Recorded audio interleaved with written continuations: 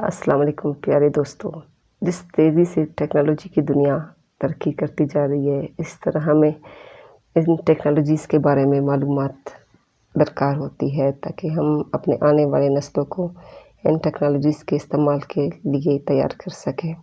تو آج ہم آپ سے بات کرتے ہیں ایک نئی ٹیکنالوجی جو کہ ہے برین چپ۔ برین چپ کے بارے میں یقیناً آپ لوگوں نے سنا ہوگا۔ برین چپ یقیناً ٹیکنالوجی کی دنیا میں ایک انقلابی قدم ثابت ہوگی، جس سے بہتر، تیز تر اور سستے وکیل ہمیں دستیاب ہوں گے۔ برطانیہ میں وکلاء کی پیشہ ورانہ تنظیم کی ایک رپورٹ میں بتایا گیا ہے کہ وکیلوں کے دماغ میں ایک کمپیوٹر چپ لگائی جا سکے گی، جس سے کیس کے اخراجات کم ہو سکتے ہیں اور پیچیدہ مقدمات کے حل کے لیے وکیل بھی کم تعداد میں درکار ہوں گے۔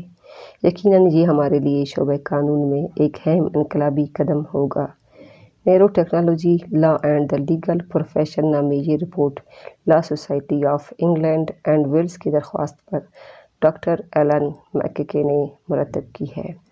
آسٹریلیا کی یونیورسٹی آف سڈنی کے لا اسکول سے وابستہ ڈاکٹر میککے نے اس رپورٹ میں لیگل پروفیشن یا قانون کے شعبے میں مصنوعی ذہانت کے استعمال سے ہونے والے ممکنہ فوائد پر بحث کی ہے۔ وکیلوں کے لیے نیرو ٹیکنالوجی متعارف کروانے کے حامیوں کا کہنا ہے کہ کارپوریٹ کلائنٹس یا کاروباری موکل ایسی چپ لگائے جانے پر یہ کہہ کر زور دیں گے کہ یہ کارکردگی بہتر بناتی ہے، اور اس کے نتیجے میں وکلاء کو جو 1500 پاؤنڈ فی گھنٹے کے حساب سے فیس لیتے تھے، اپنی فیس بلیبل یونٹس آف اٹینشن کے حساب سے لینی ہوگی، یعنی انہوں نے کسی کیس پر کام کرنے یا اس کے بارے میں سوچنے پر فیس کی ادائیگی گھڑی میں وقت کے بجائے دماغ سے جڑے ایک میٹر کے مطابق کریں گے۔ گھنٹے کے حساب سے وکیلوں کی فیس ایک درینہ مسئلہ رہا ہے۔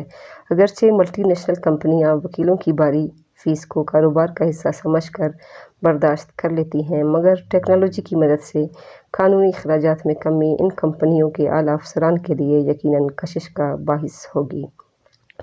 لا سوسائٹی کا کہنا ہے کہ وکیل ایک دوسرے کے مقابلے میں بہتر خدمات پیش کرنے اور اپنے مد مقابل پر فوقیت حاصل کرنے کے لیے نیرو ٹیکنالوجی استعمال کر کے مصنوعی ذہانت سے فائدہ اٹھانا چاہیں گے۔ رپورٹ کے مطابق نئی ٹیکنالوجی اپنانے کے لیے دباؤ موکلوں کی طرف سے پڑے گا۔ انسان ان تبدیلیوں کا تصور کر سکتا ہے جو دھیان یا توجہ کا حساب رکھنے کے اہل ٹیکنالوجی لا سکتی ہے۔ اسی طرح فی گھنٹہ فیس کے بدلے فی دوران یا توجہ فیس چارج ہوگی۔ ڈاکٹر میککے کہتے ہیں کہ دنیا کے امیر ترین آدمی ایلن ماسک گزشتہ 8 برس سے نیرو ٹیکنالوجی میں سرمایہ کاری کر رہے ہیں۔ انہوں نے کہا کہ یہ ٹیکنالوجی آ رہی ہے، ہمیں اس کے بارے میں، اس کے قواعد و ضوابط کے بارے میں سوچنا ہوگا۔ وکیل اور مصنف رچرڈ کائنٹ کا کہنا ہے کہ مصنوعی ذہانت کا استعمال تیزی سے بڑھے گا۔ شکریہ۔